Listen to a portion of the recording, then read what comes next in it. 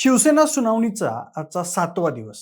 गेले 7 दिवस कपिल सिब्बल सुप्रीम कोर्टाच्या पिचवर जोरदार बॅटिंग करताना दिसून येत आहेत. कधी आमदार अपात्रतेच्या मुद्द्यावर शिंदे गटाची गोची करतायत, तर कधी निवडणूक आयोगाला धारेवर धरत प्रश्न विचारत कोंडीत पकडतायत.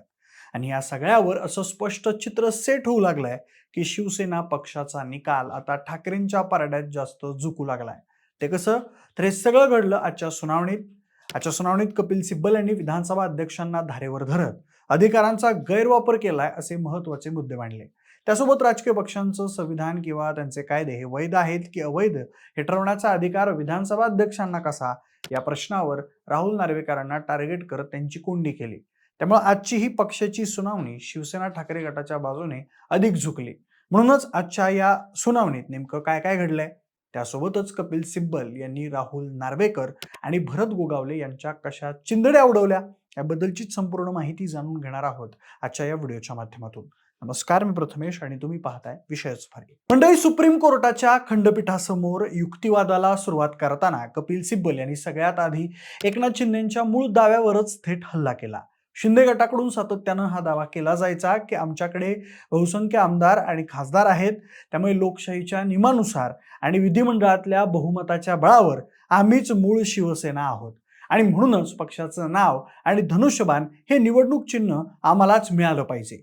या दाव्याची कायदेशीर चिरफाड करताना सिब्बल यांनी कोर्टाचं लक्ष संविधानाच्या 10व्या सूचीकडे नेलं. त्यात सिब्बल यांनी स्पष्ट शब्दात सांगितलं की केवळ विधिमंडळात बहुसंख्य आमदार पाठीशी आहेत म्हणून एखादा गट हा मूळ राजकीय पक्ष असल्याचा दावा करू शकत नाही. संविधानाच्या कायदेशीर चौकटीत विधिमंडळ पक्ष आणि मूळ राजकीय पक्ष या दोन्ही पूर्णपणे वेगळ्या संकल्पना आहेत. विधिमंडळातल्या आमदारांची संख्या ही फक्त सभागृहातल्या कामकाजापुरती मर्यादित असते, परंतु राजकीय पक्षाचं मूळ अस्तित्व हे निवडणूक आयोगाच्या ऑफिसात नोंदणीकृत असलेल्या संघटनेवर आणि पक्षाच्या राज्यघटनेवर अवलंबून असतं. त्यामुळे शिंदे गटाचा दावा हा 10व्या परिशिष्टाच्या गाभ्यालाच छेद देणारा असून अशा प्रकारे संख्याबळाच्या जोरावर राजकीय पक्ष बळकवायचा प्रयत्न करणं कायदेशीर दृष्ट्या पूर्णपणे इल्लीगल आहे. त्यानंतर त्यांनी आपल्या युक्तिवादामध्ये पुढे अधोरेखित केलं की एखादा राजकीय पक्ष हा केंद्रीय निवडणूक आयोगाकडे रितसर नोंदणीकृत असतो. त्या पक्षाचे सभागृहात आमदार असोत, खासदार असोत वा नसोत, पक्षाचं अस्तित्व आणि संघटन हे कायमस्वरूपी असतं. आमदारांची संख्या कमी किंवा जास्त झाल्यानं मूळ राजकीय पक्ष बदलत नाही. ज्यावेळी शिंदे गटानं बंडखोरी केली आणि वेगळा गट स्थापन केला त्यावेळी त्यांच्यावर अपात्रतेची याचिका दाखल करण्यात आली होती. याच फुटलेल्या आमदारांची अपात्रतेची कारवाई सुरू असताना निवडणूक आयोगानं किंवा विधानसभा अध्यक्षांनी मूळ पक्षाचं अस्तित्वच नाकारणं हे चुकीचं आहे.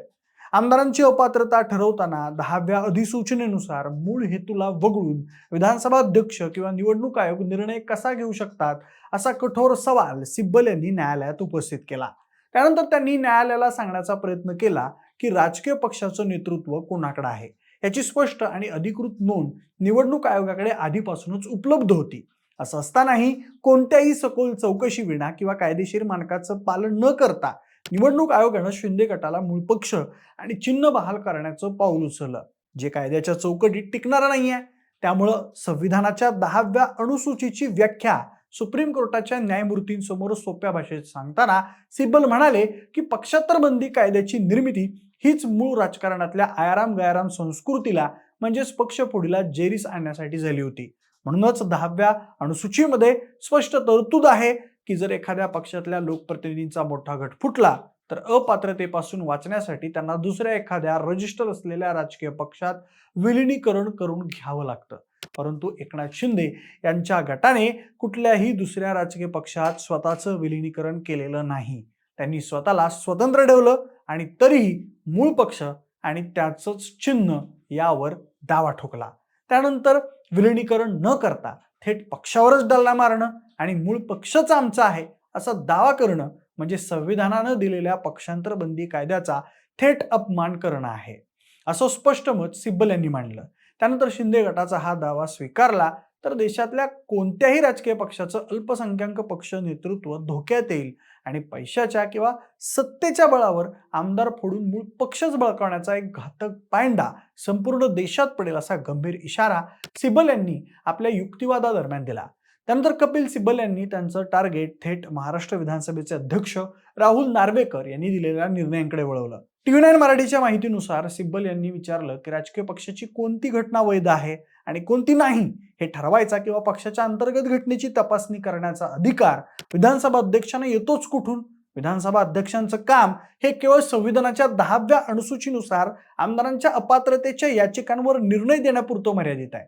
अध्यक्षांनी पक्षाच्या अंतर्गत घटनात्मक बाबींमध्ये शिरून स्वतःलाच निवडणूक आयोगापेक्षा मोठे अधिकार बहाल केले, जे कायदेशीरदृष्ट्या पूर्णपणे चुकीचं आणि अधिकारांचा गैरवापर करणं आहे. त्यानंतर सुनावणीत पुढे बोलताना सिब्बल यांनी अध्यक्षांच्या निर्णयातील आणखी एक मोठा डाव उघड केला. पक्षात फूट पडण्यापूर्वी राजकीय पक्षाची जी घटना अस्तित्वात होती आणि ज्या घटनेनुसार पक्षाचं कामकाज चालत होतं त्याच संविधानाचा आधार अध्यक्षांनी घ्यायला हवा होता.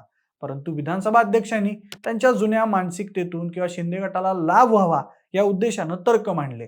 पक्षाच्या घटनेबाबत आणि पदांविषयी निर्णय घेताना अध्यक्षांनी सगळे नियम बाजूला ठेवले आणि नवे कायदे म्हणून त्याचा अवलंब केला.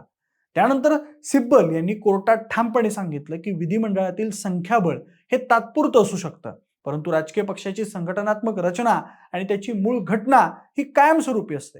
अध्यक्षांनी संघटन आणि घटनेला दुय्यम स्थान देऊन केवळ आमदारांच्या संख्येला प्राधान्य दिलं, जे 10व्या अनुसूचीनुसार विरुद्ध आहे.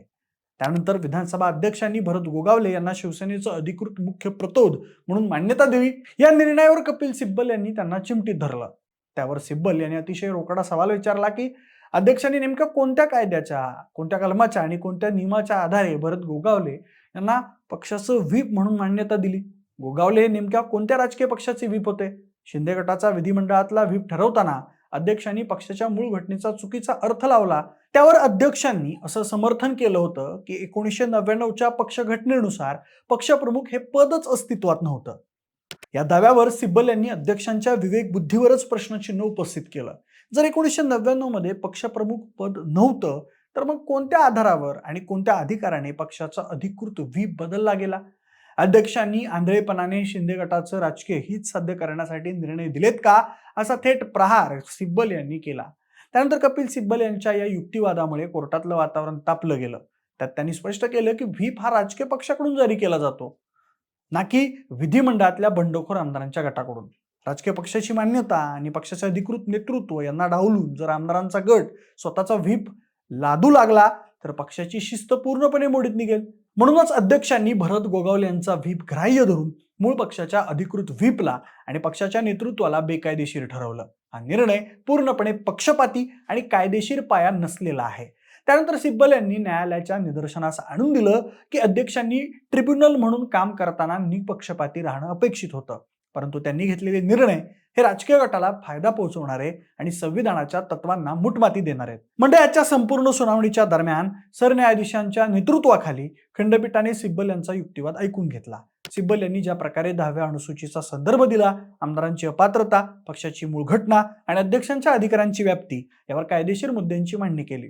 त्यामुळे विरोधी पक्षाच्या वकिलांना आणि शिंदे गटाच्या कायदेशीर टीमला जोरदार धक्का बसला. सिब्बल यांच्या या युक्तिवादाने शिंदे गट आणि विधानसभा अध्यक्षांच्या अडचणीत प्रचंड वाढ केली आहे. या संपूर्ण सुनावणीत सिब्बल यांनी उघड केलं की जर आमदारांच्या संख्याबळावरच पक्ष कोणाचा हे ठरणार असेल तर लोकशाहीतील राजकीय पक्षांचं संघटन, कार्यकर्त्यांचं योगदान आणि पक्षाची घटना या सगळ्या गोष्टी निरर्थक आहेत. राजकीय पक्ष हा केवळ काही निवडून आलेल्या आमदारांचा समूह नसून तो कार्यकर्त्यांच्या आणि पक्षाच्या घटनेच्या पायावर उभारलेला असतो. हेच सिब्बल यांनी आपल्या युक्तिवादातून वारंवार न्यायालयाच्या निदर्शनास आणून दिलं. त्यासोबत जर आम्हाला हा पक्ष मिळत नसेल तर शिवसेना पक्ष आणि चिन्ह गोठवा ही मागणी त्यांनी कोर्टाकडे मांडली. या मागणीवरून पुढची सुनावणी ही उद्या केली जाईल असं न्यायालयाने त्यांना सांगितलं. बाकी मंडळी, शिवसेना पक्ष हा कोणाचा आहे याबद्दल तुमचं मत काय आहे आम्हाला कमेंट करून नक्की सांगा आणि सोबतच आपल्या विश्वास भारीच्या YouTube चॅनलला सबस्क्राईब करायला अजिबात विसरू नका. धन्यवाद.